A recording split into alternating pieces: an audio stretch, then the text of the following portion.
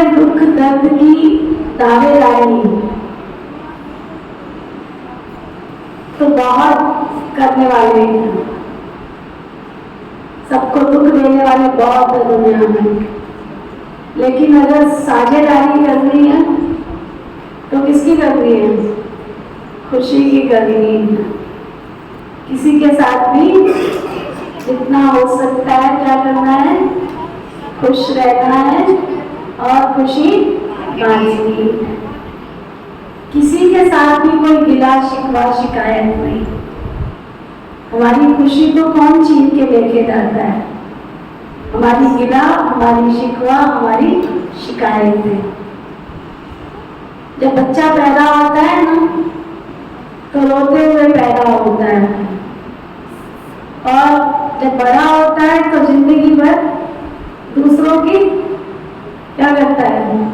शिकायतें करते करते इस संसार से चला जाता है। लेकिन जो यहाँ पर आपको समझाया जा रहा है वो क्या समझाया जा रहा है? कि जब हम इस संसार से विदा हो तो हमारे चेहरे पर मुस्कान हो। जाने का गम नहीं, आने की खुशी नहीं। ये भी नहीं है हम आए हैं तो बहुत खुश हैं, जा रहे हैं तो दुखी हैं। गीता का सार है, हमें निंदा स्तुति जय पराजय लाभ हानि सब में कैसे रहना है? सम रहना है। कोई हमारी निंदा करता है तो भी खुश, कोई महिमा करता है तो भी खुश, कोई हमारी गिलानी करता है तो भी खुश। तो निंदा स्तुति जय पराजय लाभ हानि सब में हमको खुश रहना है और खुशी बांटनी है। तो आज के इस कार्यक्रम की ज्योति प्रज्वलित करने व हमारे ओंकार भाई जी जो आज का विषय लेके हम सबके सामने आए हैं, आज का विषय बहुत ही महत्वपूर्ण है। कहा जाता है पत्ते पत्ते सींचने से फूल कब खिलता नहीं, आत्मा के ज्ञान बिन परमात्मा मिलता नहीं। तो आज का लेसन है, आज का पाठ है आत्मदर्शन। जिन आत्माओं ने अपने आप का दर्शन कर लिया, अपने आप को पहचान लिया, सेल्फ रियलाइजेशन कर लिया, संसार में उनको किसी के प्रति कोई गिला शिकवा शिकायत नहीं रहेगी, क्योंकि उसके पास अनंत गुण और अनंत शक्तियों का भंडार है। तो ऐसी शक्तियों का परिचय कराने के लिए आज हम सबके बीच में ओंकार भाई जी हैं। इनका हम बहुत बहुत तहे दिल से स्वागत करते हैं। स्वागत है, स्वागत है, स्वागत।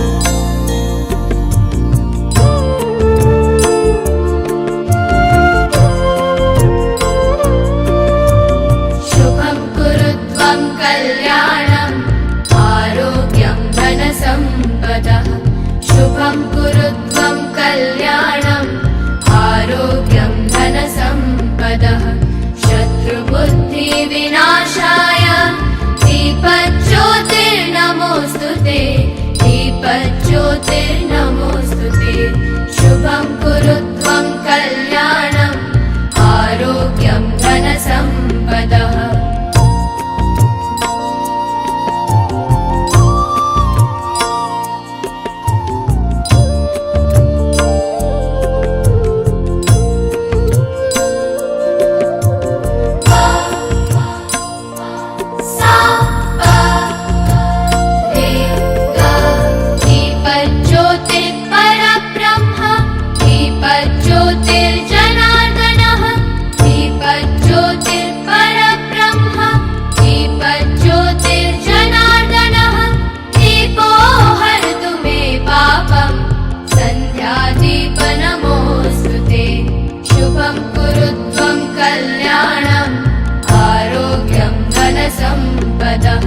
शुभं कुरुत्वं कल्याणं आरोग्यं धनसम्पदः।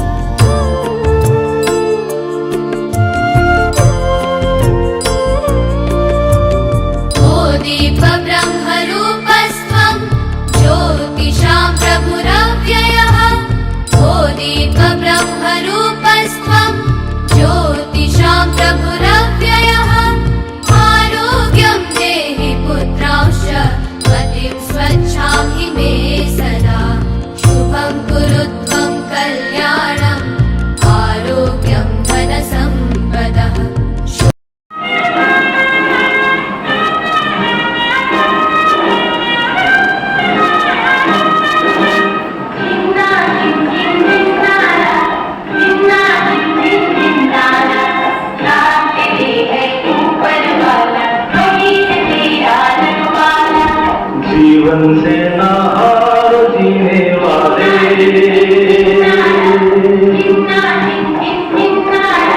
जीवन से ना हारो जीने वाले, बात मेरी तू मान रहे मत वाले, हर गम को तू अपना कर, दिल का दर्द छुपा कर बढ़ता चल, तू लहरा कर दुनिया के सुख दुख को बिसरा कर, जीवन से ना हारो जीने वाले, बात मेरी तू मान रहे मत वाले।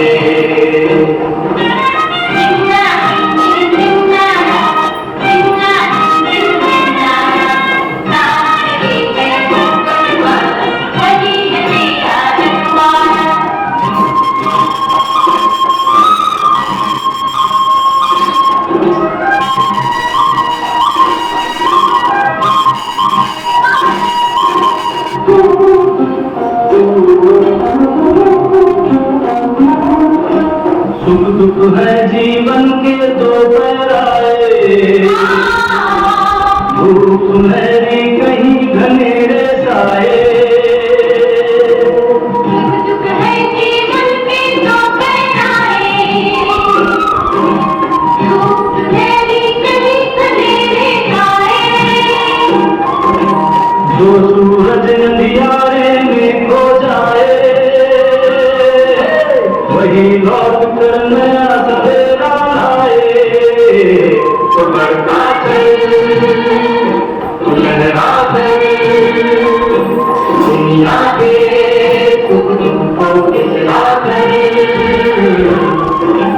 जीवन से ना हारो जीने वाले, बात मेरी तू मान रहे मत वाले। भिन्ना भिन्ने भिन्नारा, भिन्ना भिन्ने भिन्नारा, साथ तेरे है तू चलवाना, वही है तेरा रखवाला।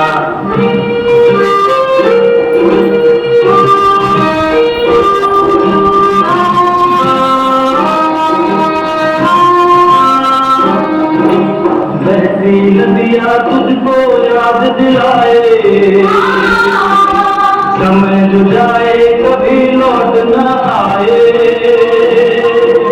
बहती नदियाँ तुझको याद दिलाए, समय जो जाए कभी लौट न आए, गीत वो जो हवा में चलता जाए, खुद को जलाकर जग को राह दिखाए, तो बढ़ता चल, लहरा चल, दुनिया के सुख दुख को बिसरा चल, जीवन से ना हारो जीने वाले, बात मेरी तू मान रहे मत वाले, हर गम को तू अपना कर, दिल का दर्द छुपा कर बढ़ता चल, लहरा चल, दुनिया के सुख दुख को बिसरा चल, जीवन से ना हारो जीने वाले, बात मेरी तू मान रहे मत वाले। भिन्ना भिन्ने भिन्नारा, भिन्ना भिन्ने भिन्नारा, साथ तेरे है तू चलवाना, वही है तेरा रखवाला। भिन्ना भिन्ने भिन्नारा, भिन्ना भिन्ने भिन्नारा, साथ तेरे है तू चलवाना, वही है तेरा रखवाला।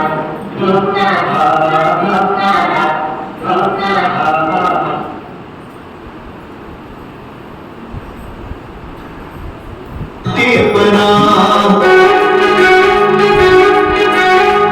मन खुशी में गा रहा है, वाह वाह वाह, गोद में मिली है हमको आपकी पनाह, गोद में मिली है हमको आपकी पनाह, मन खुशी गा रहा है वाह वाह वाह वाह। गोद में मिली है हमको आपकी पनाह, गोद में मिली है हमको आपकी पनाह। वाह वाह वाह वाह वाह वाह वाह वाह।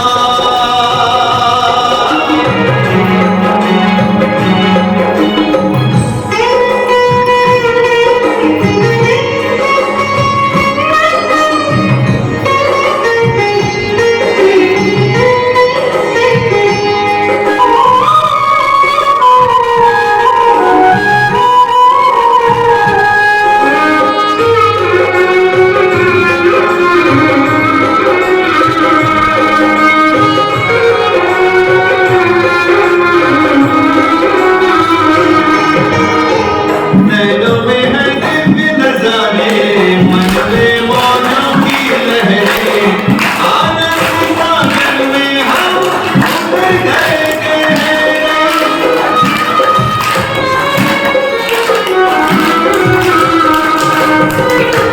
नैनों में है दिव्य नजारे, मन में मौजों की लहरें, आनंद सागर में हम उतर गए।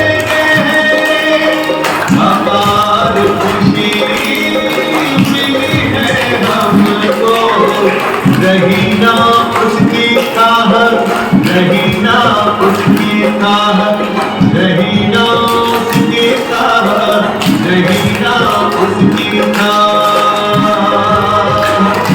वाह वाह वाह वाह वाह वाह वाह वाह।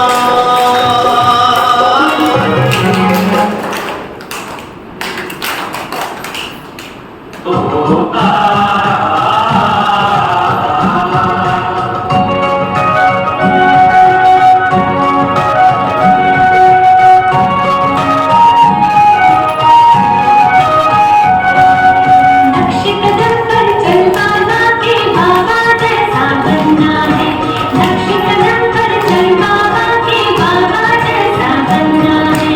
बनकर पूरी जिंदगी की कोई मोती ही बनना है।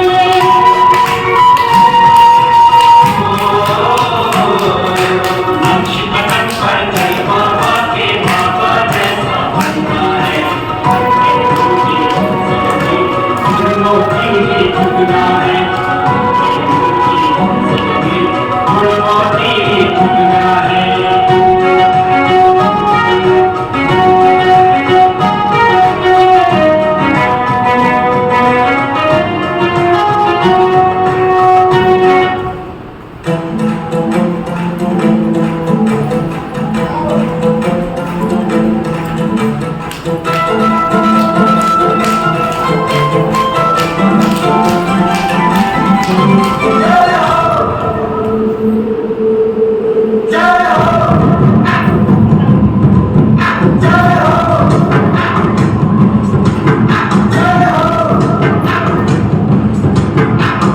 आजा आजा जिंदे शामी गाने के कल जल्दी वाली नीले आसमाने के कल। जय हो जय हो। आजा आजा जिंदे शामी गाने के कल जल्दी वाली नीले आसमाने के कल। जय हो जय हो।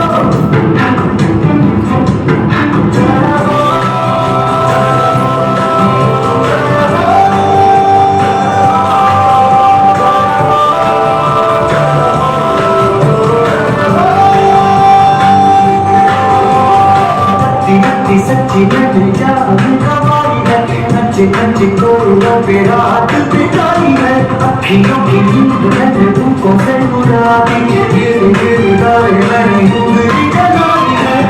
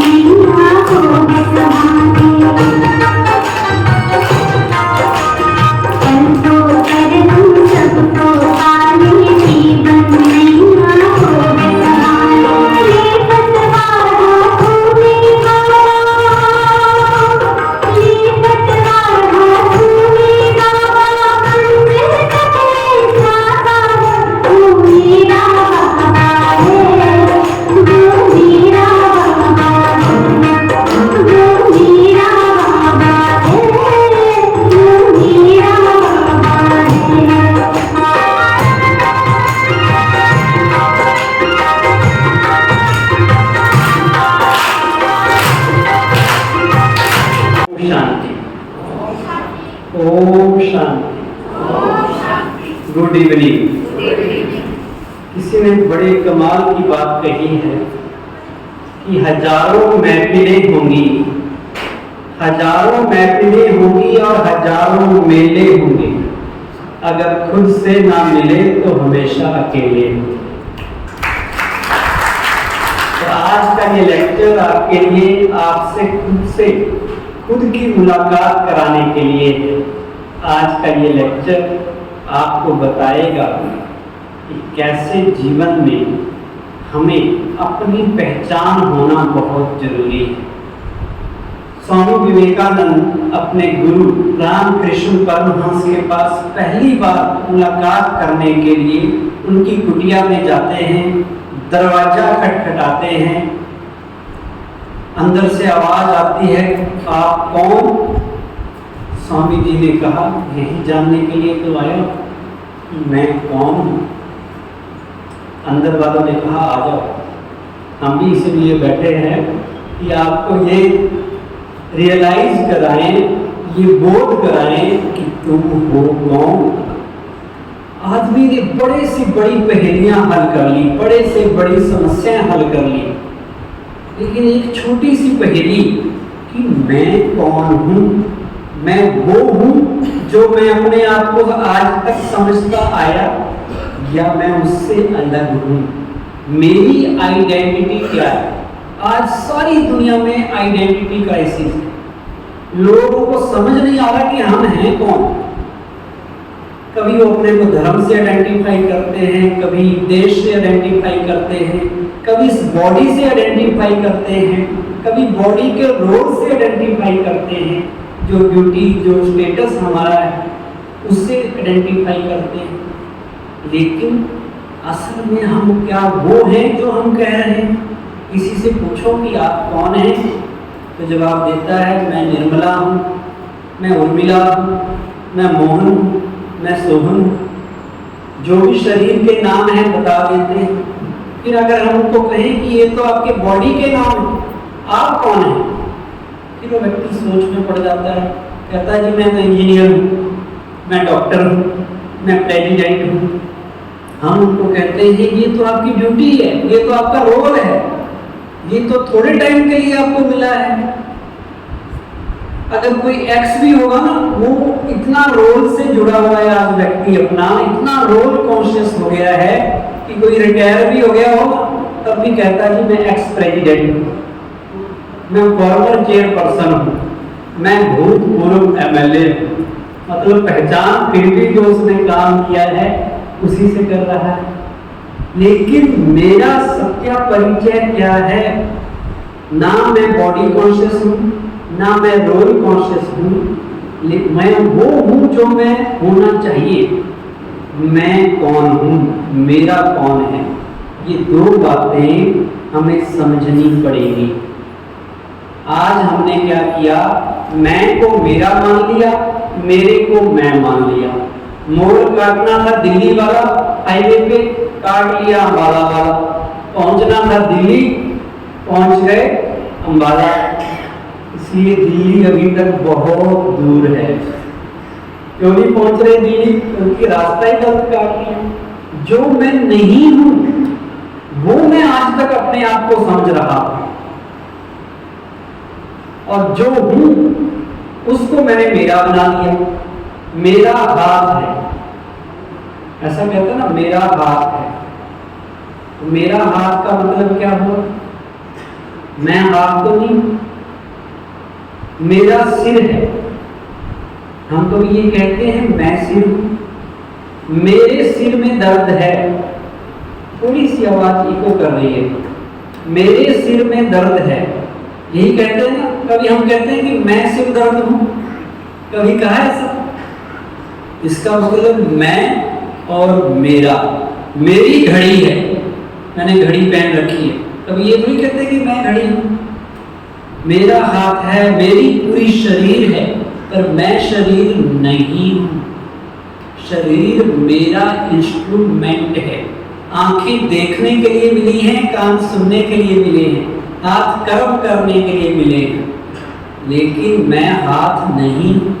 ये हाथ अपनी मर्जी से उठते हैं, कोई ऑर्डर देता है हाथ को, ये हाथ हैं, कभी ये आवाज बहुत कर रही है तो थोड़ी मुझे लग रहा है ये हाथ अपनी मर्जी से नहीं उठते। कोई व्यक्ति आए तो आप उसको नमस्ते करते हैं, तो नमस्ते का मतलब कभी हम नमस्ते करते हैं, कोई अंग्रेज आ जाए तो हम हैंडशेक करते हैं, कोई गुंडा आदमी हो तो हाथ थप्पड़ भी मार सकता है, कोई महात्मा आ जाए तो हाथ से वरदान भी दे देता है। तो ये हाथ ने कब कौन सा काम करना है, कौन कह रहा? मैं वो जो हाथ को ऑर्डर दे रहा है। ये मुख है, ये मुख अपने आप तो नहीं बोलता। कभी डेड बॉडी का मुख देखा आपने बोलता? कोई एनर्जी है जो मुंह को कह रही है कि मीठे बोल बोल, कोई चीज है जो मुंह को कह रही है कि यहाँ गुस्सा कर, अपने आप तो नहीं बोला। तो जो वो एनर्जी है जो इस शरीर के द्वारा कार्य कर रही है, जो आंखों को कहती है आंखें खोलो आंखें बंद करो, जो आंखों के द्वारा देख रही है, मुख के द्वारा बोल रही है, कानों के द्वारा सुन रही है, वो ऊर्जा, वो शक्ति, वो पावर मैं हूं। आप हॉस्पिटल में जाइए, क्या कहा जाता है? कोई पेशेंट को आप एडमिट करना चाहते हैं तो डॉक्टर कहता है कि पेशेंट को एडमिट कर। उसका इलाज किया लेकिन नहीं बचा। अब क्या कहता है? पेशेंट को बाहर ले जाओ या बॉडी को बाहर ले जाओ? क्या कहते हैं? क्या कहते हैं? बॉडी को कहते हैं। तो इसका मतलब पहले वो कुछ और था, अब केवल बॉडी रह गई। इसका मतलब बॉडी से क्या चीज निकल गई? वो एनर्जी निकल गई जो बॉडी को चलाती थी, जो बॉडी को कंट्रोल करती थी। वो मैं, वो है आत्मा, वो है रूह, वो है सोल। हमने उल्टा कह दिया मेरी आत्मा। नहीं, मेरी आत्मा नहीं है, मैं आत्मा हूं, शरीर मेरे कर्मचारी है, मैं मालिक हूं, शरीर मेरे नौकर है। ये मेरी कर्मेंद्रियां, ये मेरे एम्प्लॉय है, मैं एम्प्लॉयर हूं। मैं मकान मालिक नहीं, मैं मकान मालिक हूं। मकान शरीर है, शरीर वस्त्र है, ड्रेस है, कॉस्ट्यूम है जो आत्मा ने धारण की हुई है। जैसे हम कपड़े बदल देते हैं ऐसे ही हम चोला बदलते हैं, एक ड्रेस छोड़ते हैं दूसरी ड्रेस ले लेते हैं, उसको लोग जन्म कह देते हैं। मृत्यु एक चोला छोड़ने की बात है और जन्म नए ड्रेस लेने की बात है। एक ड्रेस छोड़नी है दूसरी ड्रेस, इसलिए उसको चोला परिवर्तन भी कई लोग कहते हैं। जब जनाजा निकलता है लोग कहते हैं अर्थी जा रही है। अर्थी का क्या मतलब है? अब उससे रथी निकल चुका है। अर्थी मतलब रथी के बिना। रथ है शरीर, रथ को चलाने वाला है रथी, वो आत्मा है। वो निकल गई तो क्या रह गया? अर्थी रह गई। और इस शरीर की वैल्यू क्या है? आप इसके डायग्राम में देखिए कि शरीर बिना आत्मा के तो हड्डी मांस का पुतला है, जिसे हम इतना प्यार कर रहे हैं, जिससे गले मिल रहे हैं। वो है क्या एक्चुअल में? उसकी हकीकत आप सबको पता है। क्या क्या इस शरीर में कितनी गंदगी है, क्या क्या भरा पड़ा है, 5 तत्वों से बना है। और शरीर की वैल्यू तब तक ही है जब तक उसके अंदर आत्मा है। आज आत्मा निकल जाए, जिसे आप बड़ा प्यार करते थे उससे हाथ लगाने से भी डर लगता है।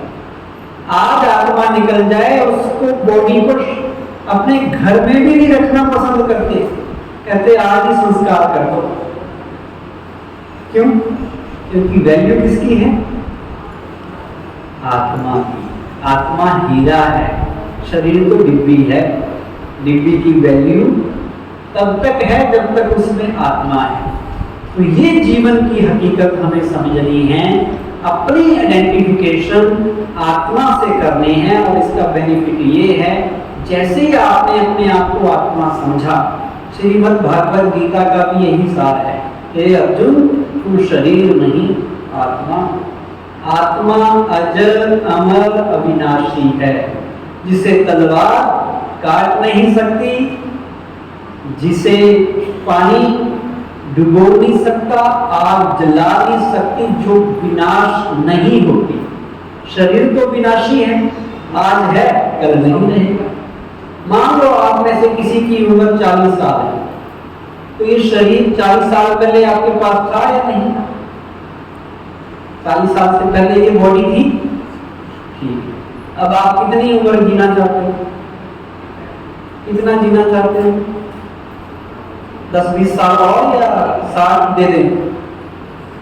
मान लो आपको 60 साल और भगवान दे दे। ऐसे ज्यादा लंबी उम्र आजकल खतरनाक है, बुढ़ापा कटता नहीं है, बीमारियां घेर लेती है। इसलिए आजकल कोई कह रहा तो आपको लंबी उम्र हो तो आदमी सोच में पड़ जाता है कि लंबी उम्र कैसे बिताऊंगा मैं। चलता फिरता चला जाए आदमी तो अच्छा होता है। फिर भी आपको 60 साल और दे दिए, 100 साल आपकी उम्र है। अब 60 साल बाद ये बॉडी आपके पास होगी या नहीं होगी? बॉडी होगी या नहीं होगी? तो सच क्या होता है? सच वो है जो था, जो है, जो रहेगा। तो बॉडी तो सच नहीं हुई ना, तो सच है आपकी आत्मा, जो 40 साल पहले भी थी, अब भी आप में है, और 60 साल बाद जब शरीर छोड़ोगे तब भी रहेगी। वो केवल ड्रेस बदलती है, और एड्रेस बदलती है। आज इस घर में है, कल किसी और घर में चली जाएगी, पुनर्जन्म हो जाएगी। लेकिन हम आत्मा हैं, आत्मा का विनाश नहीं होता। तो आज से आप क्या बन गए? अमर। अब मृत्यु का भय सताएगा आपको। मृत्यु का भय उसे सताएगा जो अपने को शरीर समझेगा। उसको लगा कि अब खत्म, शरीर खत्म तो सब कुछ खत्म है। और जिसको आत्म ज्ञान होगा, उसको पता है केवल ड्रेस और एड्रेस बदलना है। लोग कहते छोड़ के चला गया, कहीं नहीं गया, यहीं आएगा कहीं ना कहीं। इस दुनिया को छोड़ के नहीं जाएगा। अभी आपके घर में था, बाद में किसी और के घर पहुंच जाएगा। केवल चोला परिवर्तन हुआ है। तो ये स्मृति से आप निर्भय भी बनेंगे। इस स्मृति से आपको ये भी विश्वास होगा कि हम अमर हैं, हम समाप्त नहीं होते। तो ये छोटी सी गुण जो हमने की, मैं को मेरा बना लिया, यही दुख का कारण है। इसलिए शरीर से जब आइडेंटिफाई किया तो शरीर के कारण ही 5 विकार पैदा हुए। आज हम सब चीजों को जानते हैं, कहाँ क्या हो रहा है, कौन क्या कर रहा है, हर चीज का बाहर की पूरी नॉलेज है। लेकिन हमारे अंदर, हमारी आत्मा में, हमारे मन में क्या चल रहा है, उसका पता किसी को नहीं। उसके जानना नहीं चाहते हैं, सेल्फ एनालिसिस नहीं करना चाहते, अपने आप को पहचानना नहीं चाहते कि आखिर मैं हूं कौन, मुझे क्या करना है, मैं इस दुनिया में क्यों आया हूं? टाइम पास करने के लिए आया हूं, खाओ पियो ऐश करने के लिए आया हूं? मेरा पर्पस क्या है, मैं कौन हूं? इस छोटी सी बात का बहुत बड़ा ज्ञान छिपा है। अक्सर हम क्या करते हैं, दूसरों को एनालिसिस करते रहते हैं। दूसरों का एनालिसिस इतना करते हैं कि दिमाग में कई बार पैरालिसिस हो जाता है, और अपना एनालिसिस नहीं करते। हम कहते हैं वो बड़ा स्वार्थी है। स्वार्थी भी तो वही हो सकता है जो स्व को जाने। स्व मतलब अपने आप को जाने। सेल्फिश मतलब सेल्फ को तो जानो। जब अपने स्व अस्तित्व का ही पहचान नहीं है तो स्वार्थी भी नहीं हमारा ठीक तरह से हो सकता। कौन क्या कर रहा है, क्यों कर रहा है, कैसे कर रहा है, जितना हम इन बातों से दूर रहेंगे उतने ही अपनी मंजिल के करीब रहेंगे। तो दूसरों को जानने के बजाय खुद को जानना अच्छा है, और उसी में सुख है। एक बड़ी अच्छी पंजाबी में कहावत है, कहते जो सुख छज्जू के चबाए वो ना बलक ना बुखार। एक व्यक्ति लाहौर में रहता था, छज्जू उसका नाम। किसी ने कहा कि भैया एक अफगानिस्तान में और एक उज्बेकिस्तान में दो बड़े शहर थे पुराने, एक बलख एक बुखारे, बड़े फेमस शहर है, वहां घूम के आओ। चला गया बेचारा घोड़े गाड़ी में, जैसे भी गया महीना 2 महीना लगा के आया। फिर जब लास्ट में वापस आया तो अपने घर में आके कहता भैया जो सुख यहाँ है वो सुख कहीं बाहर नहीं है। तो जो सुख यहाँ है अपने मन में है, अपने आप को जानने में है, वो दूसरों को जानने में कहीं नहीं है। तो आज से हम अंतर जगत की यात्रा शुरू करेंगे। बाहर की आउटर स्पेस में बहुत घूम लिए हम, बहुत ऊपर तक भी जाके आगे दुनिया घूम ली, पर अब अंदर की यात्रा करनी है। और वो अंदर की यात्रा शुरू होती है इस संकल्प से कि मैं शरीर नहीं, मैं आत्मा हूँ। और आत्मा ज्योति बिंदु स्वरूप है, जैसे यहाँ दिखाया है पॉइंट ऑफ लाइट है, जैसे आसमान में चमकता हुआ सितारा, ऐसी आत्मा है जो आंखों से दिखाई भी नहीं देती, लेकिन वो एक एनर्जी है, वो लाइट की तरह है। इसलिए लोग कहते हैं जब कोई दुनिया छोड़ के जाते हैं तो लाइट हैज गॉन, मतलब उसकी वो लाइट, वो एनर्जी, आत्मा निकल के चली गई। और आत्मा इस शरीर में मस्तिष्क के बीच भ्रिकुटी, जो इस स्थान को कहा जाता है, यहाँ निवास करती है। ये भी पता होना बड़ा जरूरी है कि आत्मा कहाँ रहती है, कहाँ से सारी बॉडी को कंट्रोल करती है। अगर पैरों में क्यों नहीं है, हार्ट में क्यों नहीं है, लीवर में क्यों नहीं है, यही क्यों है? उसका कारण होगा 5 कर्म इंद्रियों में से 4 के 4 कर्म इंद्रियां हमारे सिर पे, जिनके थ्रू उसने अपना रूल करना है, बॉडी को ऑर्डर देना है, इसलिए यहां से कंट्रोल करना आसान है। दूसरा, आत्मा जब भी ऑर्डर देगी थ्रू ब्रेन देगी, ब्रेन को ऑर्डर जाएगा, ब्रेन उस सिग्नल को प्रोसेस करके नर्वस सिस्टम के थ्रू उस बॉडी के अंत तक सिग्नल जाएगा, हाथ उठ जाएगा पानी पीने के लिए। उसकी कंट्रोल ब्रेन के थ्रू होता है, इसलिए उसकी पोजीशन मेडिकल साइंस भी कहती है कि हाइपोथैलेमस और पिट्यूटरी ग्लैंड, इसके मध्य एक ऐसी एनर्जी है जो बॉडी को ब्रेन के थ्रू कंट्रोल करती है। तो इसलिए यहाँ आत्मा की पोजीशन दिखाई जाती है। जब भी तो तिलक लगाते हैं, कहाँ लगाते हैं? यही लगाते हैं। वो तिलक भी आत्म स्मृति का तिलक होता है। माताएं बिंदी भी लगाती हैं, वो यही इंडिकेट करता है कि हमारी आत्मा बिंदी रूप है, ज्योति बिंदु रूप है और यहाँ रहती है। जैसे ड्राइवर गाड़ी को कंट्रोल करता है, ऐसे हमारी आत्मा हमारे शरीर को कंट्रोल करती है। तो ड्राइवर कहाँ बैठ के कंट्रोल करता है? बैक सीट पे करता है, फ्रंट सीट? या ऐसा तो नहीं करता कि आगे को चलाना तो आगे सीट पे बैठ जाए और रिवर्स करना तो पीछे आ जाए। तो बस का ड्राइवर देखा जो पीछे बस में पीछे बैठा हो, होता है कभी ऐसा? ड्राइवर आगे ही होता है। तो शरीर में सबसे आगे का हिस्सा कहाँ? मैं आपको देखूं तो कहाँ देखूंगा?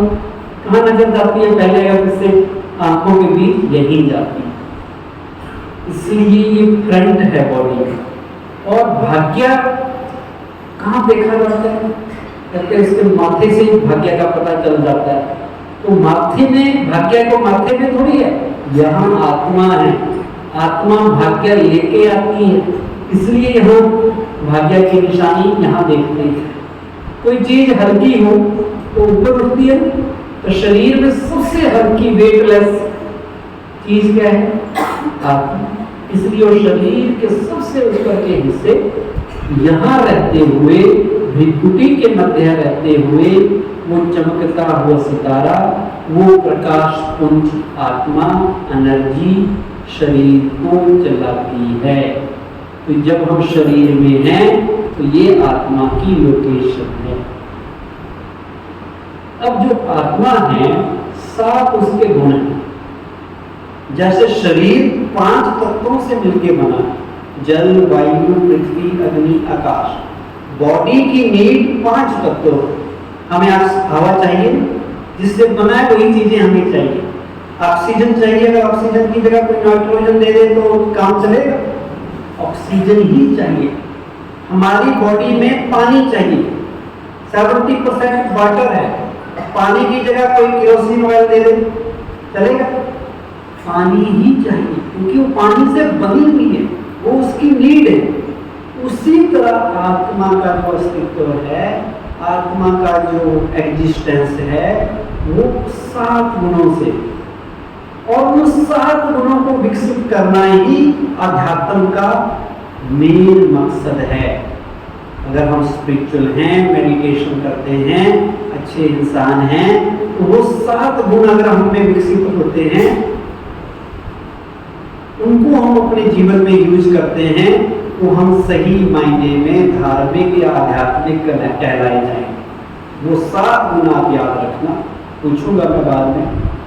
सबसे पहले है शांति, सुख, प्रेम, ज्ञान, शक्ति, पवित्रता और आनंद। ये 7 चीजें आपको चाहिए या नहीं चाहिए? ऐसा कोई इंसान होगा जिसको 7 चीजें ना चाहिए? सबको अच्छी लगेंगी, क्योंकि ये हमारे आत्मा के ओरिजिनल गुण हैं, ओरिजिनल संस्कार हैं, ये हमारी आवश्यकता है। जैसे शांति को ले लेते हैं। आपके पास शांति ना हो, आपको 36 प्रकार का भोजन दे दें, पर लड़ते हुए दे, तो भोजन का आनंद आए? आप कहेंगे भाई रूखी सूखी दे दो, सिंपल सी रोटी दे दो, सादा भोजन दे दो, पर थोड़ा शांति तो बना के रखो। शांति सबको प्यारी लगती है। दूसरा गुण है सुख। सुख के तमाम साधन हो, बड़े से बड़े महल में आपको रख दें, लेकिन सुख के साधन होना अलग चीज है, सुख होना अलग चीज। एसी लगाया जा सकता है घर में, पर एसी लगाने के बाद भी मन का टेम्परेचर ठंडा होए, वो किसी और चीज पे डिपेंड करता है। शरीर ठंडा हो जाएगा, तो मन ठंडा है, मन शांत हो नहीं होगा, तो सुख भी आदमी को चाहिए। तीसरी चीज है प्रेम। प्रेम के बिना काम चलता है? कहते हैं आदमी कुछ हो या ना हो, आदमी कुछ हो या ना हो, पर इंसान होना चाहिए। हर जुबान पर प्यार का पैगाम होना चाहिए। प्यार सबको चाहिए, प्रेम तो पौधों को भी चाहिए, जीव जंतुओं को भी चाहिए। कोई बड़े से बड़ा क्रोध करने वाला भी हो, तो दूसरों को चाहे डराए, और खुद ये एक्सपेक्ट करेगा कि लोग उससे प्यार से बात करें, उसको रिस्पेक्ट मिले। तो प्यार भी हमारी रिक्वायरमेंट है। चौथा गुण है ज्ञान। ज्ञान जो आधार है हर चीज का। हम सब ज्ञान बढ़ाने में विश्वास रखते हैं। आप सब यहाँ आए हैं, मेरे से ज्यादा ज्ञाता हो सकते हैं, मेरे से ज्यादा नॉलेज रखने वाले हो सकते हैं, एक्सपीरियंस्ड हो सकते हैं, पर फिर भी इंसान जो अच्छा इंसान होगा, ओपन माइंड वाला होगा, वो कहेगा मैं अच्छी से अच्छी बातें सीखूं, कहीं से भी मिले सीखूं, किस भी उम्र में मिले सीखूं। और ज्ञान प्राप्ति के लिए तो हम परमात्मा के पास भी जाते हैं। परमात्मा के आगे प्रेयर करके क्या कहते हैं? हे भगवान, मुझे अज्ञान से ज्ञान की ओर ले चलो, अंधकार से प्रकाश की ओर ले चलो। यही प्रार्थना करते हैं कि भगवान हमें ज्ञान दो। कि दुनिया में बहुत किताबें हैं, गूगल में चले जाओ, किसी भी लाइब्रेरी में चले जाओ, इतने धार्मिक ग्रंथ हैं, वो पढ़ लो। परमात्मा के पास जाने की क्या जरूरत है? फिर भी उसके पास जाते हैं। क्यों? क्योंकि सच्चा ज्ञान सिवाय परमात्मा के कोई नहीं दे सकता। जो दुनिया का ज्ञान आज विद्यमान है, वो ज्यादा से ज्यादा अभिमान पैदा करता है, और जो परमात्मा का ज्ञान है वो हमें हम्बल बनाता है, तो जीवन जीने का तरीका बताता है। इसलिए हम कितने भी एजुकेटेड हो, लेकिन भगवान को कहते हैं हे भगवान, मुझे सच्चा रास्ता, सच्चा ज्ञान दो। अगला गुण है शक्ति। शक्ति भी सबको चाहिए। आजकल तो पावर का ही चक्कर है, सब पावर के पीछे भाग रहे हैं और उनको पता नहीं है असली पावर कौन सी है। वो पॉलिटिकल पावर को, अपने स्टेटस के पावर को, एडमिनिस्ट्रेटिव पावर को पावर समझते हैं। और असली पावर तो आपकी विल पावर है, आपकी आत्म शक्ति है कि आप अंदर से, आपका मन कितना मजबूत है। वो शक्ति भी शक्तिदाता सर्वशक्तिमान परमात्मा हमें देता है, वो भी हमारी जरूरत है।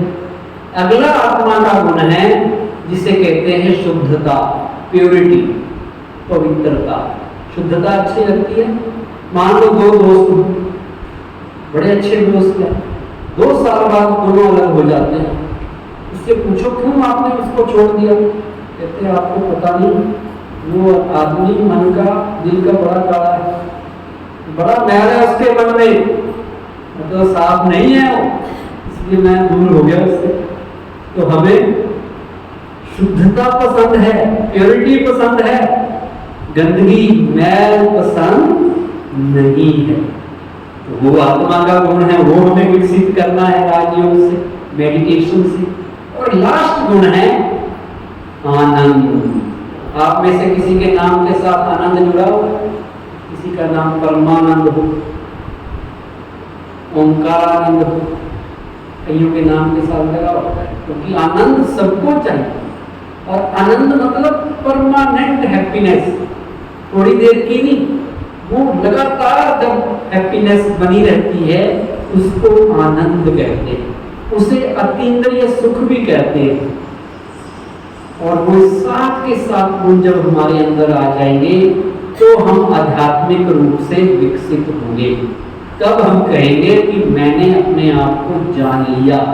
ये तो हमें पहले भी पता था कि हम शरीर नहीं है, आत्मा है, लेकिन मैं कौन सी आत्मा हूँ? मैं शांत स्वरूप, प्रेम स्वरूप, आनंद स्वरूप आत्मा हूँ। आत्मा मेरा स्वधर्म है।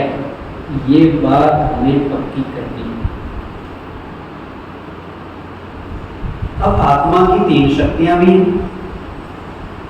कौन कौन सी शक्तियां हैं? जैसे यहाँ चित्र में बताया गया है, जैसे शरीर 5 तत्वों से मिलकर बना है, आत्मा अपनी भूमिका 3 तरीकों से निभाती है। एक है मन, एक है बुद्धि, एक है संस्कार। किसी ने मन देखा? शरीर में कोई डॉक्टर बैठा हो जिसने बायोलॉजी पढ़ी हो, मन शरीर में कहाँ है देखा किसी ने? बुद्धि कहाँ है? संस्कार क्या है? कोई डायग्राम, कोई चित्र होता, क्योंकि ये फिजिकल है ही नहीं, ये शरीर से रिलेटेड है ही नहीं, ये हार्डवेयर नहीं है, ये सॉफ्टवेयर है। आत्मा सॉफ्टवेयर है, बॉडी हार्डवेयर है। हार्डवेयर को देखा जा सकता है, टच किया जा सकता है, सॉफ्टवेयर को टच नहीं कर सकते। तो मन, बुद्धि, संस्कार ये केवल और केवल आत्मा की शक्तियां हैं। और इनका क्या कनेक्शन है वो मैं आपको समझाता हूं। मन आत्मा की सोचने की शक्ति का नाम है। सोचते हैं ना, तो सोचता कौन है? ब्रेन सोचता है, दिल सोचता है, हाथ सोच रहे। कौन सोच रहा है? जो सोचता है उसको मन कहा जाता है। और माइंड और ब्रेन में भी फर्क है।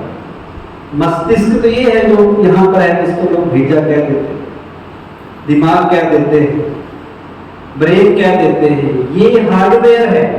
लेकिन जो मन है वो सॉफ्टवेयर है, वो आत्मा का गुण है, वो आत्मा की शक्ति है। तो मन का काम है सोचना।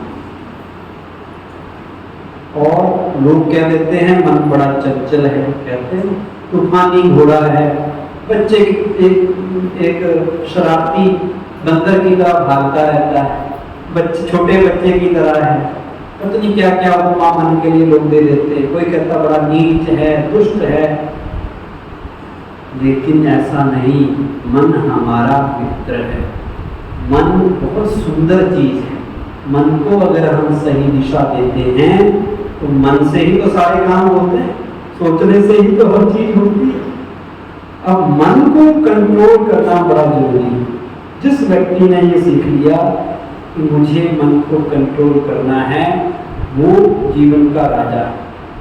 मन में 4 तरह के विचार हर वक्त चलते हैं, पॉजिटिव, नेगेटिव, नेसेसरी, वेस्ट। ज्यादातर टाइम वेस्ट थॉट्स। वेस्ट का मतलब या तो पास्ट के थॉट्स या फ्यूचर के थॉट्स। किसी ने एनालिसिस किया कि 80% वक्त हम पास्ट की बातों में सोच रमन करते रहते हैं, 15% हम फ्यूचर की प्लानिंग करते रहते हैं, चिंता करते रहते हैं, केवल 5% वर्तमान पे ध्यान देते हैं। इसलिए हमारे पॉजिटिव विचार नेक्स्ट टू डील रहते हैं। ज्यादातर टाइम फालतू के थॉट मन में चलते रहते हैं और हजारों में चलते हैं, थोड़े बहुत नहीं चलते। हर 2 सेकंड में एक विचार पैदा होता है, 1 मिनट में 30,000 विचार पैदा होते हैं और सारा दिन में पता नहीं कितने होते। 1 मिनट में 25-30 विचार और सारा दिन में 30-35 हजार संकल्प मन में चलते हैं। और जितने ज्यादा संकल्प चलेंगे उतनी एनर्जी वेस्ट जाएगी, उतना मन कमजोर बनता जाएगा। और जो कमजोर मन है वो कुछ कार्य करना चाहे तो कर पाएगा? वो तो खुद ही कमजोर है। कमजोर व्यक्ति क्या अच्छा सोच पाए? अब उस मन को ताकतवर बनाने की आवश्यकता है। मन को शक्तिशाली बनाने के लिए ये सारा पाठ्यक्रम, ये सारा शिविर आपका रखा हुआ है कि मन चंगा बन जाए। अब मन से एक आगे की चीज है बुद्धि, दूसरी शक्ति, जिसे लोग विवेक भी कहते हैं, समझ भी कहते हैं, विजडम भी कहते हैं। वो बुद्धि बड़ा इंपॉर्टेंट फैकल्टी है आत्मा। बुद्धि का काम है जजमेंट देना, निर्णय करना, फैसला देना। मन सोचेगा, अच्छा भी सोच सकता है, खराब भी सोच सकता है, लेकिन वो कर्म में तब बदलेगा जब बुद्धि फैसला देगी कि ये करने लायक है या नहीं।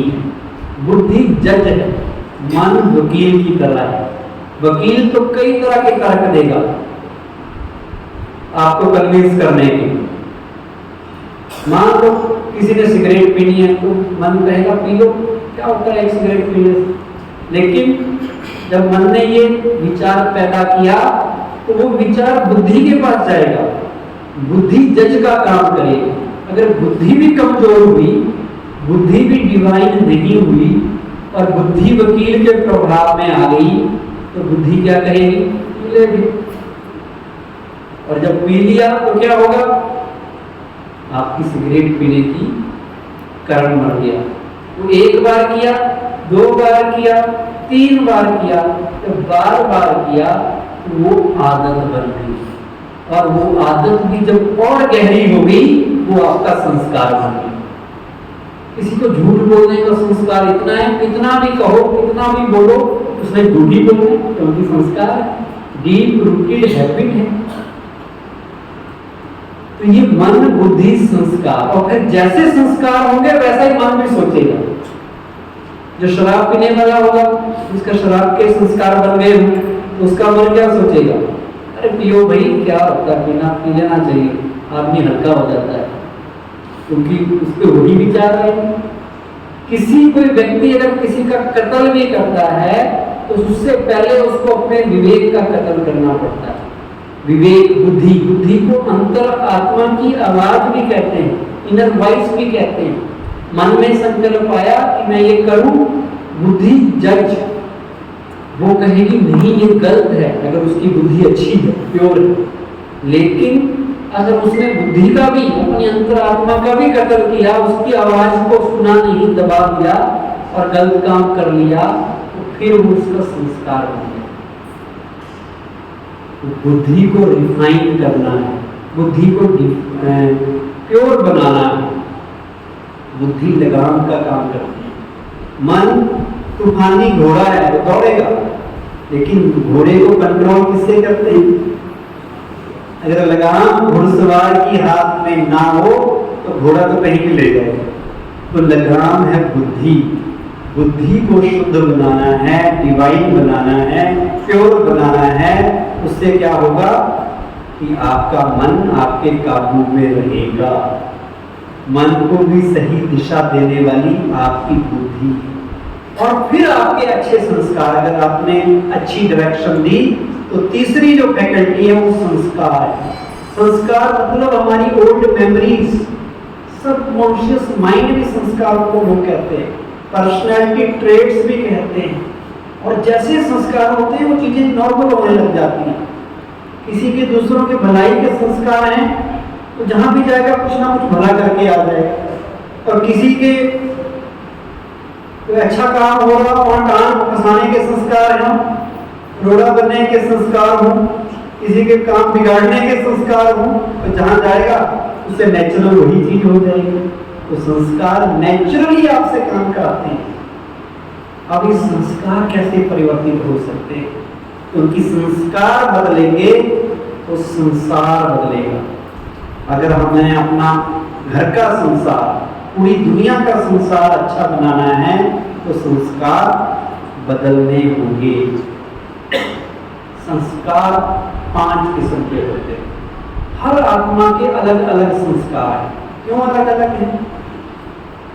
क्योंकि जैसी उन्होंने मेहनत की है, जैसे कर्म किए हैं, वैसे संस्कार उनके बने हैं। हर एक का रोल अलग अलग है। हर आत्मा का संस्कार यूनिक है। किसी का बोलने का संस्कार है, किसी का चुप रहने का है, किसी का धोखे का है, किसी का विश्वास करने का है, किसी का सच बोलने का है, किसी का झूठ बोलने का है। तो ये अच्छे बुरे संस्कार आत्मा अपने साथ रखती है, रिकॉर्डेड है।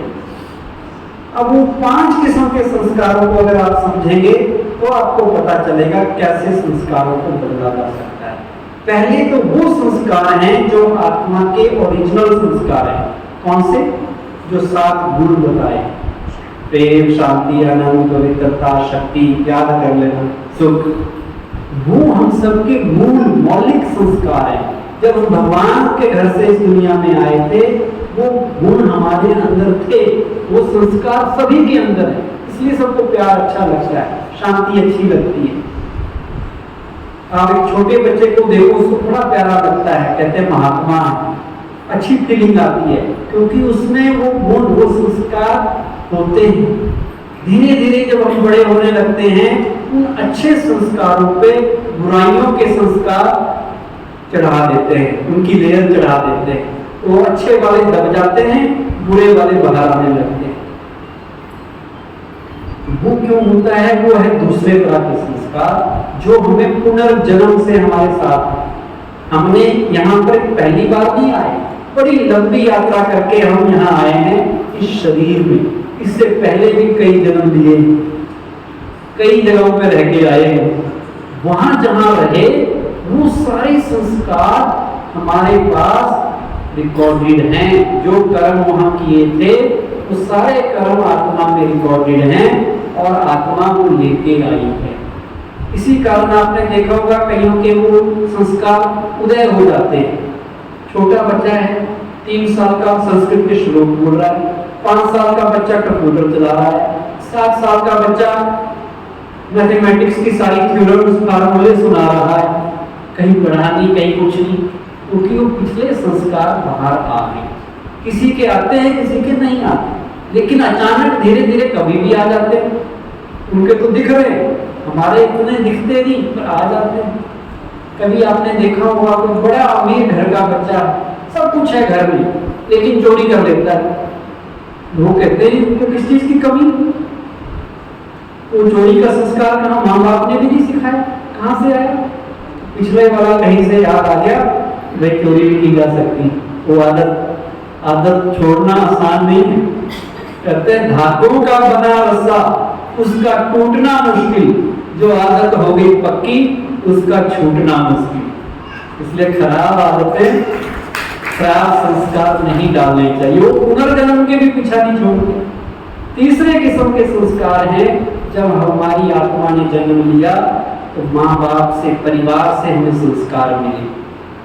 वो हमें सिखाते हैं जिस तरह के घर में पैदा हुए ऐसी जैसी पालना होगी वैसे संस्कार बनते हैं बच्चे। चौथे किस्म के संस्कार हैं जो हम संग के रंग में आकर अपने ऊपर चढ़ा लेते हैं। माँ बाप ने नहीं सिखाए, लेकिन स्कूल में गए, दूसरा सिगरेट पी रहा था, उसने कहा तुम भी पी लो, हमने भी पी ली।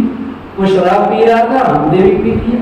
तो जो दूसरों की संगत में आके हम अच्छे या बुरे आदतें डाल लेते हैं, वो है संग के संस्कार। और उसके बाद एक और संस्कार है, कितने हो गए?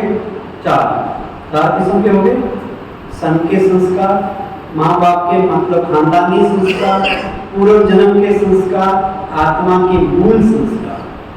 अब अगर हम चाहते हैं कि आत्मा के मूल संस्कार फिर से जागृत हो, पुराने वाले डिलीट हो जाए जो खराब वाले हैं, तो पांचवें किस्म के संस्कार को समझना है।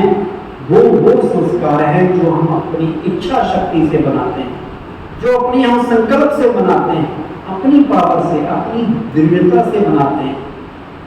वो संस्कार अध्यात्म से, जब हम अध्यात्म के रास्ते पे चलते हैं, मेडिटेशन का अभ्यास करते हैं, तो जो खराब संस्कार हम पे हावी हो गए हैं, धीरे धीरे हम उसको डिलीट करते जाते हैं और जो आत्मा के मूल संस्कार हैं उनको हम लाते हैं। तो जब उनको लाएंगे तो फिर हमारी आत्मा खिल उठेगी, घर में सुख शांति पवित्रता आनंद आ जाएगा। वो पांचवें संस्कारों को लाकर होते हैं। पांचवें संस्कार अपनी इच्छा से, जब आपने देखा नरेंद्र नाम का बालक, जब उसके अंदर वो अच्छे वाले संस्कार जागृत हो गए, क्या बन गया? स्वामी विवेकानंद। मोहनदास, जब उसको समझ आई, अच्छी वाली गुड क्वालिटीज जागृत हुई, महात्मा गांधी बन गया। मदर टेरेसा 60 साल तक कोई जानता नहीं था, अचानक उसने अच्छे काम करने शुरू किए, भले के काम किए, वो संस्कार अपनी इच्छा से अच्छे संस्कार जीवन में लाई, मदर टेरेसा बनी। तो हम जैसे भी हैं, जैसे भी आज तक हमने अपनी आदतें और संस्कार बनाई हैं, उनको बदला जा सकता है अपनी विल पावर से। तो ये है आत्मज्ञान। अभी उससे पहले कि हम नेक्स्ट कॉन्सेप्ट की ओर बढ़ें कि आत्मा आती कहाँ से है, आत्मा का परमानेंट रहने का स्थान कहाँ है, हमारे गौरव भाई जी आपको बहुत सुंदर आत्मा का एक गीत गा के सुनाएंगे। आपने एंजॉय करना है, अपने अपने स्थान पे खड़े हो जाएं।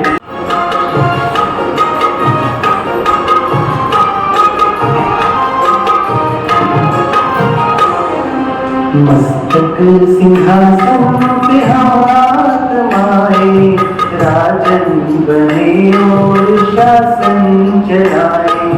कर्मेंद्रियां कर्मचारी हमारी, दरबार अपना सजाए। मस्तक सिंहासन पे हम आत्माए, राजन बने और शासन चलाए।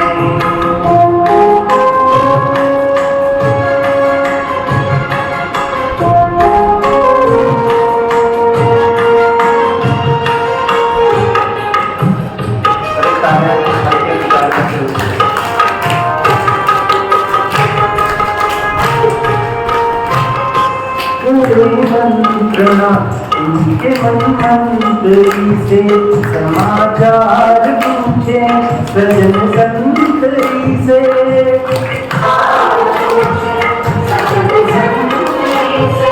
बड़ी सावधानी से इस राजधानी को माया की छाया से पल पल बचाए। मस्तक सिंहासन पे हम आत्माए, राजन बने और शासन चलाए। कर्मेंद्रियां कर्मचारी हमारी, जिंदगी के दरबार अपना सजाए।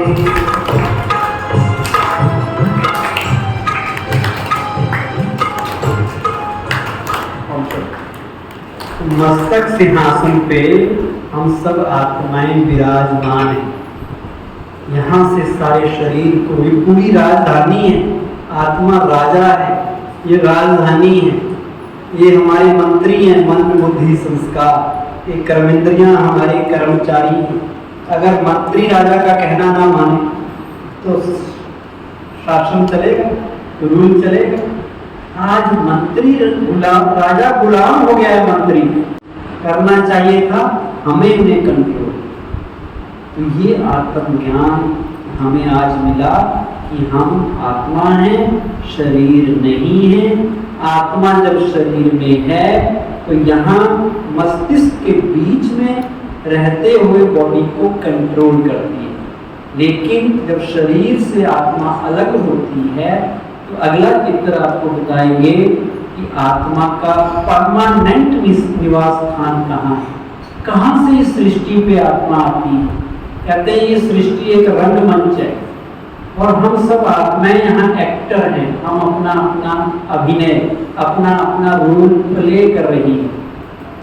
लेकिन ये अगर स्टेज है दुनिया, तो स्टेज पे जो एक्टर आ रहा है उसका कोई घर तो होगा जहां से वो आता होगा एक्टिंग करने के लिए, जहां से प्ले करने के लिए वो आता होगा।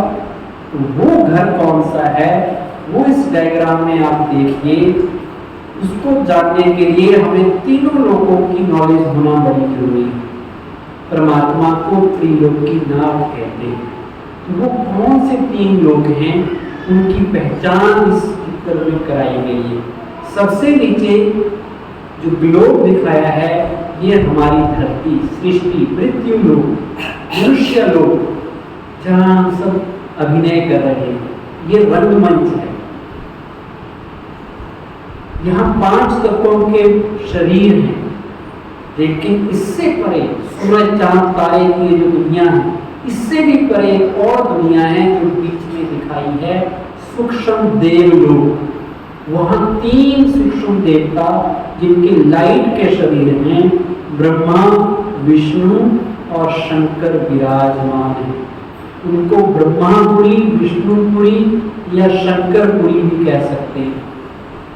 वो फरिश्तों की दुनिया है, एंजल्स की दुनिया है।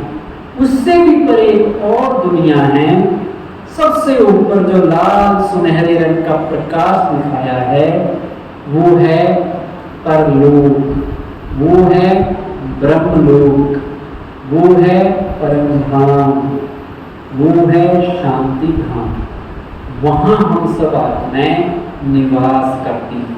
तो छोटी छोटी बिंदियाँ दिखाई है ना, ये जितनी भी दुनिया में 8 अरब 7 अरब जितनी भी पॉपुलेशन है, वो सारी की सारी आत्माएं असल में वहाँ रहती हैं। वो परमानेंट ठिकाना है। और जितनी भी छोटी छोटी आत्माएं हैं, ऊपर सुप्रीम सोल भी लिखा हुआ है, वो परमात्मा पिता, वो भी वहीं रहता है। जैसे आत्मा ज्योत स्वरूप है, परमात्मा भी ज्योत स्वरूप है। वो ज्योत दोनों वहीं, परमात्मा एक है, आत्माएं अनेक हैं।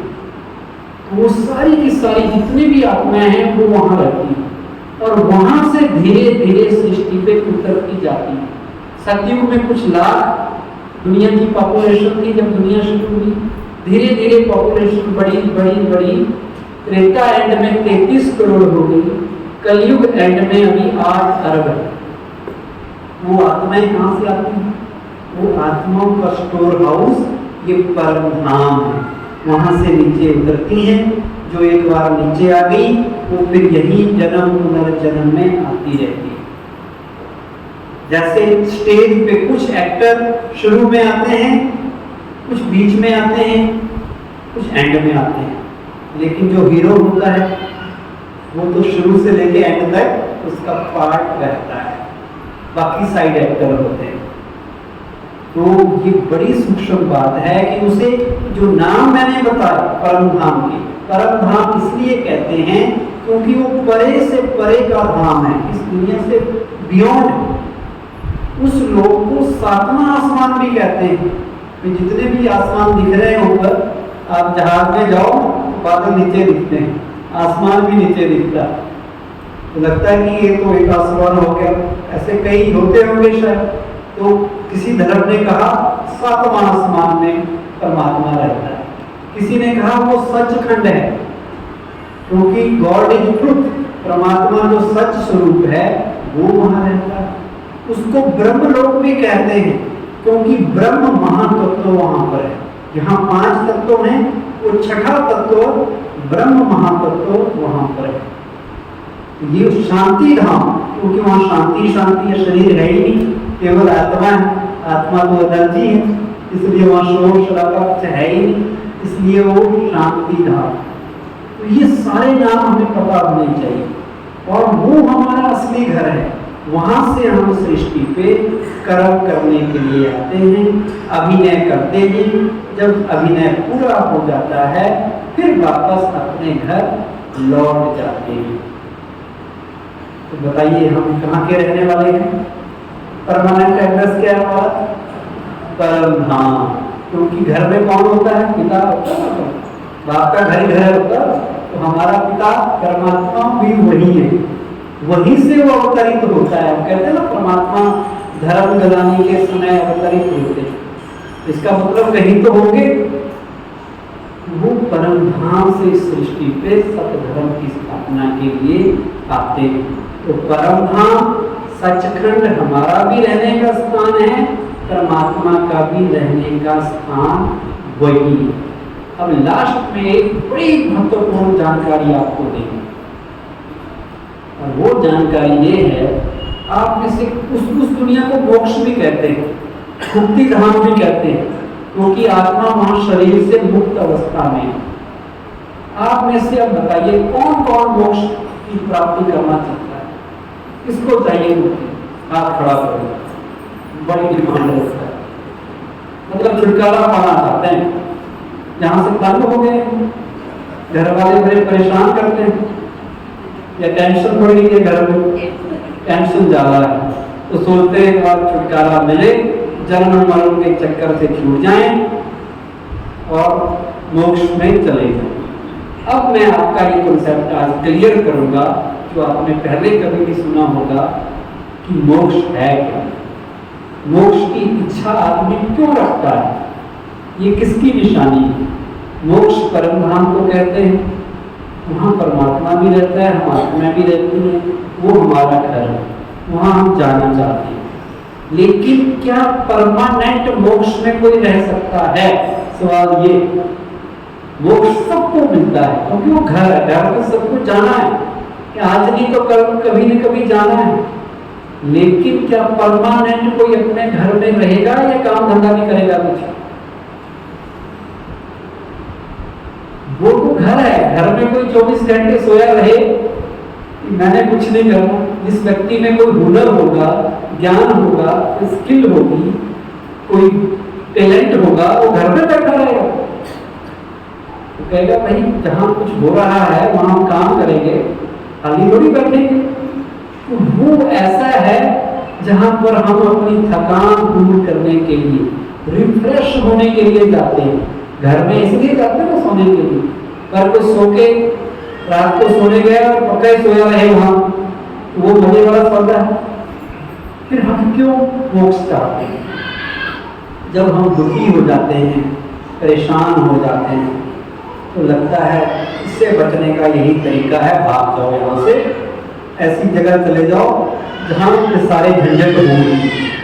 अब बताओ क्या वहाँ आप शरीर के साथ जाओगे मोक्ष में? वहाँ तो आत्मा है, और आत्मा क्या है? एनर्जी।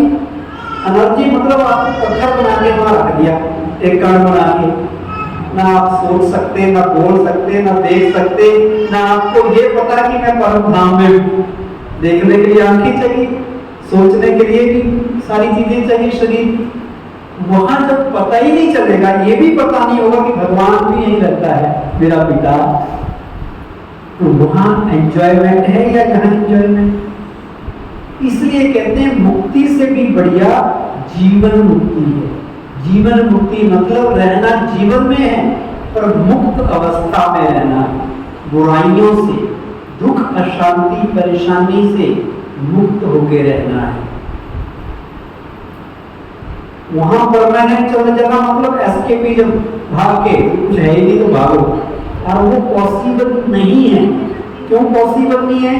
क्योंकि सृष्टि रंगमंच है, हम एक्टर हैं, एक्टर एक्टिंग के बिना, एक्टिंग से पीछा उसका नहीं छूट सकता। चाहे वो साइड एक्टर बन के थोड़ी देर के लिए दुनिया में आए, या हीरो एक्टर बनकर सत्ययुग में भी रहे, त्रेता में भी रहे, द्वापर में भी रहे और कलयुग में भी रहे, वो चॉइस हो सकती है। जितना भी 4 युगों का टाइम है वो ज्यादातर टाइम ऊपर रह सकता है, थोड़ी देर के लिए चाहे कलयुग के एंड में आए, पर आना पड़ेगा, क्योंकि ये रंगमंच में आए बिना एक्टर की स्टैम्प लगने वाली नहीं है। यहां तक कि परमात्मा को भी आना पड़ता है, परमात्मा को भी अवतरित होना पड़ता है। जब वही इस दुनिया से फ्री नहीं हो सकता तो आत्माएं कैसे फ्री हो? और फ्री हो भी गए मान लो तो बेनिफिट क्या है? आपकी एनर्जी लग से तारा बना के आपको रख दिया, ना आप देख सकते, ना महसूस कर सकते, ना कुछ कर सकते, तो उसका कोई यूज है? एक छोटी सी कहानी से समझाता हूं और अच्छा समझ आए। मान लो बड़े शहर में आप रहते हैं, बड़े बड़े टावर आजकल बने हुए, गुड़गांव आप चले जाओ, किसी 10 मंजिली बिल्डिंग में आप रह रहे हैं, 50 फ्लैट आपकी बिल्डिंग में है, नीचे बड़ा सा ग्राउंड है जहां सारे टावर के कॉलोनी के बच्चे खेलते हैं। आप सबसे ऊपर वाली मंजिल में हैं, आपके साथ आपका छोटा बच्चा भी है, और छोटा बच्चा जब नीचे देखता है कि सारे बच्चे खेल रहे हैं, आपको कहता है मुझे भी मम्मी जाना खेलने के लिए, नीचे भेजो। आप बच्चे को कहते हैं नहीं बेटा नीचे मत जाओ, नीचे बड़े झगड़े हैं, तुम गेम खेलोगे तुम हार भी सकते हो, कोई तुम्हें धक्का दे देगा, कोई गिरा देगा, तुम्हें चोट आ जाएगी, मत जाओ, बड़ी प्रॉब्लम है, तो चीटिंग भी करेंगे तुम्हारे साथ, धोखा होगा, मत जाओ। क्या बच्चा आपकी बात मानेगा? बच्चा कहेगा भाई यहाँ तो मैं बोर हो गया ऊपर, मेरा काम खेलने का है, नीचे गेम चल रही है, मुझे भेजो। तो जाएगा, चला गया नीचे, सवेरे चला गया, सारा दिन खेलता रहा। जैसे जैसे शाम हुई चीटिंग और बढ़ी, लोग धोखा देने लगे, उसको रुला भी दिया किसी ने, चोट भी लगा दी। अब माँ उसको पकड़ के ले आएगी लास्ट में जब शाम हुई, चल ऊपर। अब ऊपर वो चला गया। अब क्या हुआ? ऊपर उसको खाना खिलाया, सब कुछ किया, रात को वो सो गया, सवेरे उठेगा जैसे 9, 10, 11 बजेंगे, फिर क्या करेगा? माँ कहेगी मत जा, तेरे साथ धोखा हुआ, वो मानेगा नहीं? कहते जो होता है होने दो, मैं तो एंजॉय करूंगा, गेम में सब कुछ होता है, हार भी होती है, जीत भी होती है, कभी मैं आउट होऊंगा, कभी दूसरा आउट होगा, कोई बात नहीं, मैं तो जाऊंगा। तो क्या वो परमानेंट ऊपर अपने घर में रहेगा? वो कहेगा गेम तो नीचे चल रही है, नाटक नीचे हो रहा है, रंगमंच नीचे सजा है, तो मैं वहां जाऊंगा। उसी तरह हम आत्माएं भी इस सृष्टि में आती हैं, ऊपर से नीचे आती हैं। सतयुग में बहुत अच्छा सिस्टम होता है, त्रेता में थोड़ा गिरावट आती है, द्वापर में और गिरावट आती है, कलयुग में तो बिल्कुल सिस्टम खराब हो जाता है। लोग धोखा देंगे, चीटिंग करेंगे, हमें गिराएंगे, रुलाएंगे। एंड में परमात्मा आता है तो कहता है अब शाम हो गई है, चलो वापस घर, और वो हमें परम धाम ले चलता है। और जब वहाँ जाते हैं, वहाँ रात को विश्राम करते हैं, तो थोड़ी देर वहाँ रहते हैं, फिर जब रिफ्रेश हो जाते हैं, फिर दोबारा हमारी इच्छा होती है कि भाई यहाँ क्या करेंगे, नीचे चलो। फिर सृष्टि पे सतयुग शुरू होता है, अच्छा टाइम शुरू होता है। तो हम जो अच्छे कर्म करते हैं वो सतयुग के शुरू में ही नीचे आ जाते हैं, और जैसे जैसे उनके अच्छे कर्मों की डिग्री होगी ऐसे ऐसे करते नीचे उतरेंगे। कोई 100 साल बाद, कोई 200 साल बाद, कोई 500 साल बाद। और जो बिल्कुल जिन्होंने कुछ भी नहीं किया होता उनको ऊपर ही रखते हैं, तो तुम ऊपर ही रहोगे, नीचे तुम सिस्टम खराब करोगे। उनको थोड़ी देर के लिए लास्ट में नीचे भेज देंगे। इसी कारण जनसंख्या बढ़ती है, क्योंकि वो स्टोर हाउस में आत्माएं रहती हैं। धीरे धीरे करते जैसे जैसे टाइम बीतता है पूरी नीचे आ जाती है, और जब कलयुग का एंड पहुंचता है परम धाम खाली हो जाता है। फिर जब विनाश होता है, कलयुग समाप्त होता है, तो परमात्मा सब आत्माओं को अपने साथ वापस अपने घर परम धाम में ले जाते हैं। तो मोक्ष सबको मिलता है और परमानेंट किसी को नहीं मिलता। और मोक्ष मुक्ति से भी बेटर है जीवन मुक्ति, जो आगे आने वाले दिनों में मैं आपको समझाऊंगा जब सत्युग की बातें आपको बताई जाएगी। त्रेता युग कब था, सत्युग कब था, वो कौन सा गोल्डन पीरियड था हिस्ट्री का, कब स्वर्ग था, कब नरक बनता है, तो सारी चीजें जब आप समझेंगे तो ये कॉन्सेप्ट भी अगर आज आपको समझ नहीं आया हो तो बाद में और डिटेल में कल परसों 3-4 दिन जो हम रहेंगे और गहराई से आपको बताया जाएगा। कल हम बहुत इंपॉर्टेंट टॉपिक, इंटरेस्टिंग टॉपिक, आज तो अपना बारे में जानकारी थी कि हम कौन हैं। कल आत्मा का पिता परमात्मा, उसकी सत्य पहचान आपको दी जाएगी, क्योंकि वो हमारा ऐसा सबसे प्यारा से प्यारा चीज है जिसको हम जन्मों से याद करते आए और बिना सही पहचान के, किसे भगवान कहें, किसे खुदा कहें, कौन है वो, कैसे उसे याद करना है, क्या वो हमारी तरह है या हमारे से अलग है, कहाँ वो रहता है, थोड़ा सा बता भी दिया, क्या करता है, क्या नहीं करता, उसकी क्या ड्यूटी है, क्यों उसको इस सृष्टि का मालिक कहा जाता है, इस फिल्म का डायरेक्टर प्रोड्यूसर कहा जाता है, उसके क्या गुण हैं, क्या कर्तव्य हैं, वो सारी चीजें कल विस्तार से बताई जाएंगी। उससे पहले समाप्ति हम आज करते हैं, आज का टॉनिक आपको देते हैं। ये जो बातें सुनी उन्हें पक्का करेंगे, हाथ आगे कर लीजिए। ये हैप्पीनेस टॉनिक मेरे साथ रिपीट करेंगे। मैं देह नहीं हूँ बल्कि शरीर को चलाने वाली, हर संकल्प की रचना करने वाली, हर भावना को महसूस करने वाली, मैं चैतन्य शक्ति, ज्योति स्वरूप आत्मा हूँ। मैं अजर अमर अविनाशी हूँ। मैं भ्रिकुटी के मध्य अति सूक्ष्म चमकता हुआ सितारा हूँ। मैं आत्मा सर्व कर्मेंद्रियों की मालिक हूँ। मैं आत्मा असल स्वरूप में बहुत शुद्ध पवित्र हूँ। मुझ आत्मा का स्वधर्म शांति है। आत्मचिंतन के आधार से मुझे अब आत्मा के 7 गुणों को महसूस करना है। सभी बैठ जाए। ध्यान हटाते हुए एकदम अपने आप को इस जगत की हलचल से दूर किसी एकांत स्थान पर ले चले।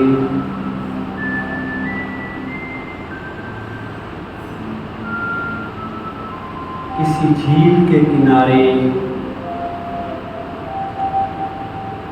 चारों ओर पानी ही पानी है, जहाँ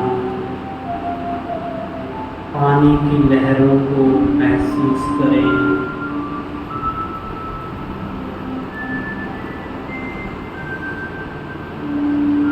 साथ में जो बगीचा बना है उसकी सुंदरता को देखें।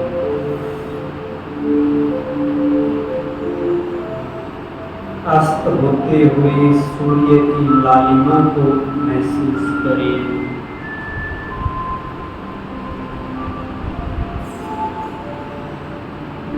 ऐसे शांत वातावरण में आप अपने आप से बातें करें। अपने आप को कहें, मैं शरीर से अलग चमकता हुआ सितारा हूँ। मैं देह नहीं हूँ। देह तो मेरा एक वस्त्र है, लेकिन देह को धारण करने वाली, वस्त्र को धारण करने वाली मैं आत्मा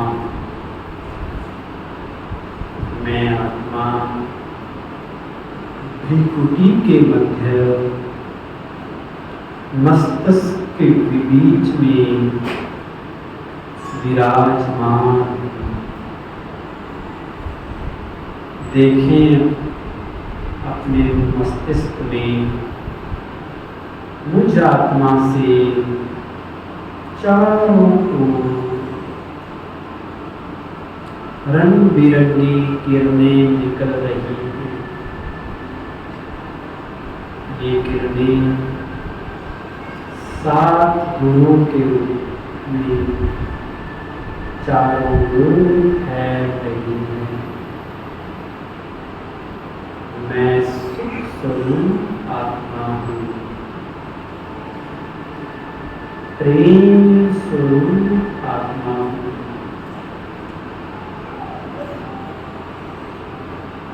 आनंद स्वरूप आत्मा हूँ। महसूस करें मैं पवित्र स्वरूप आत्मा हूँ। अब देखें अपने आप को इस शरीर से अलग होते हुए मैं आत्मा शरीर के बंधन से मुक्त हो बाहर निकलकर सूरज चांद तारों से होते हुए ऊपर की ओर जा रही हूँ। महसूस करें कि मैं आत्मा सूक्ष्म वतन में पहुंच गई।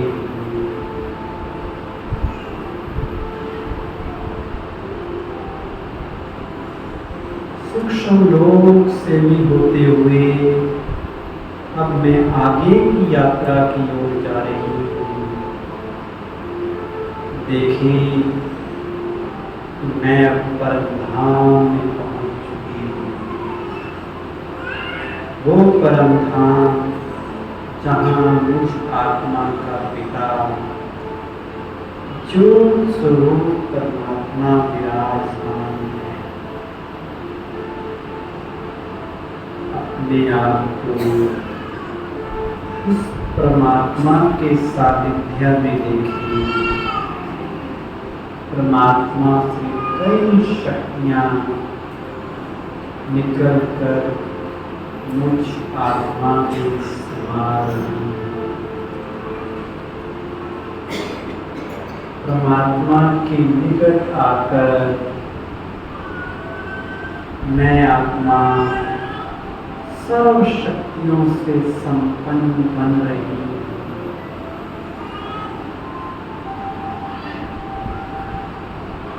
परमात्मा अपना वरदानी हाथ मुझ आत्मा पर रख के कह रहे हैं,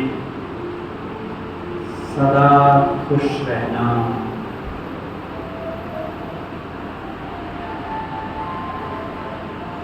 आज परमात्मा का वरदान मुझे मिल गया,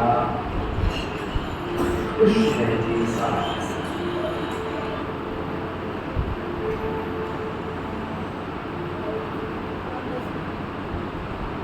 अब परमात्मा को मैं बाय बाय कर कर फिर से नीचे उतरने लगती हूँ।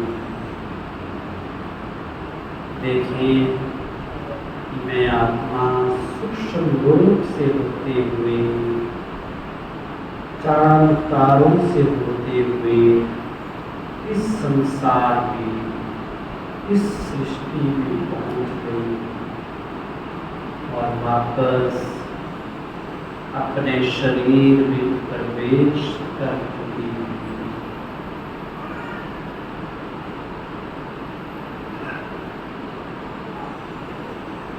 अपनी आंखें खोलें। ओम शांति। ओम शांति। ऐसी शांति की अनुभूति, क्योंकि आत्मा का ओरिजिनल जो गुण है वो शांति है, और ऐसी शांति में ही आत्मा की बैटरी चार्ज होती है।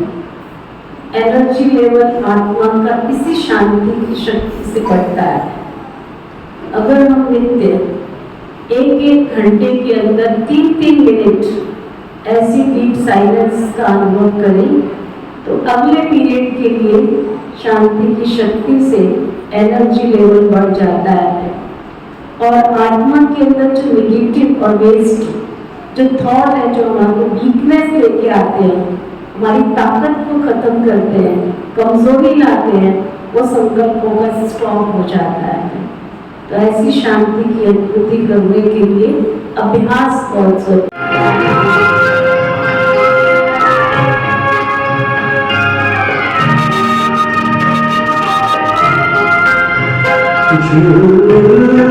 सितारे बन गए उड़ के वतन में जाए, आए परम पिता से मंगल मिलन मनाए।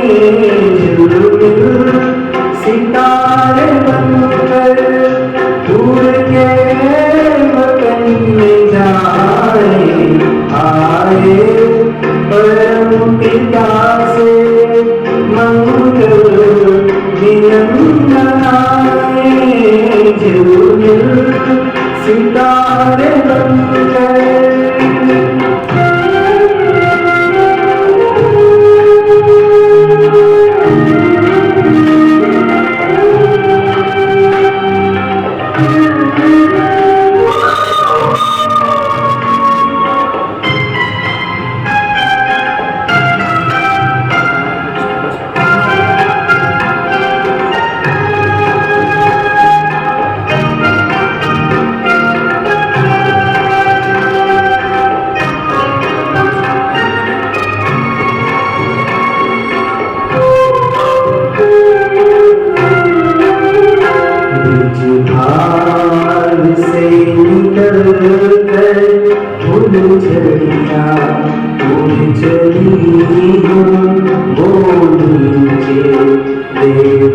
दुनिया की बिसरी गई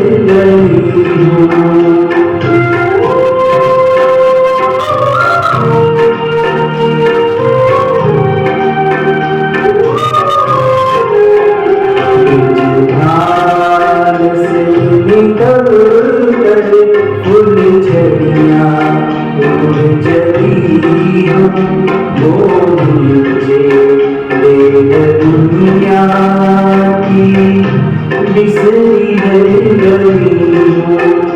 सजिया आत्मा सजनिया।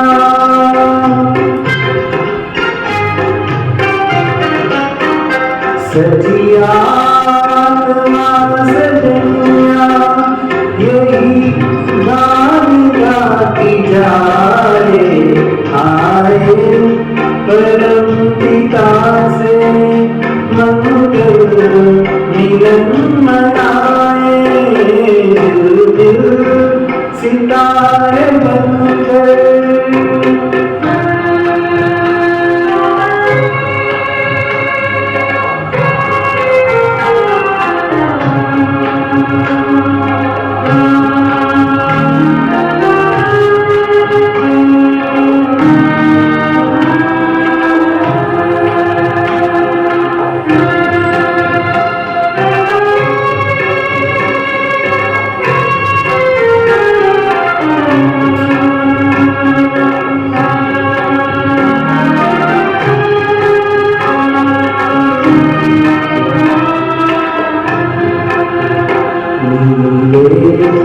गगन के ऊपर प्यारा वतन यही है, झिल रूहानी मैया ये जगमगा रही है।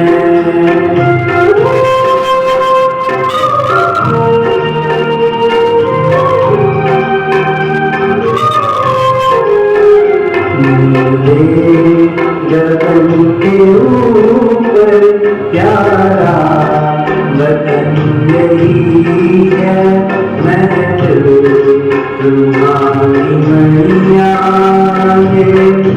जगमगा रही है आनंद सिंधु में हम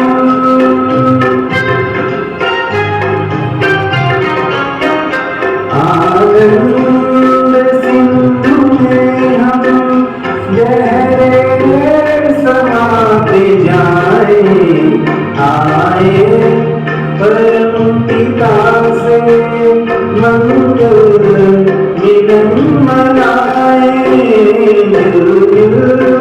सितारे बनकर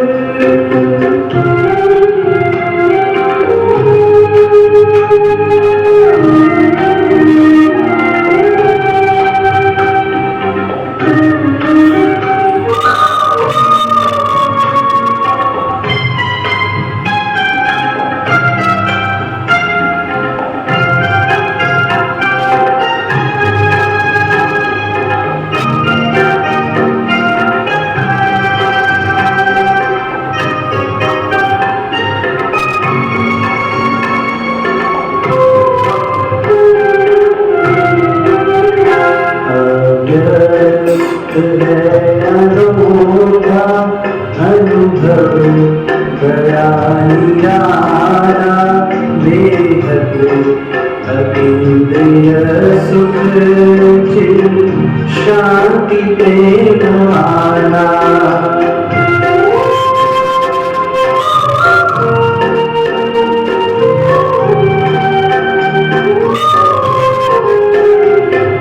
अव्यक्त है अनोखा अनुभव बड़ा निराला बेहद अतीन्द्रिय सुख चिर शांति प्रेम वाला परमात्म स्नेह नाचल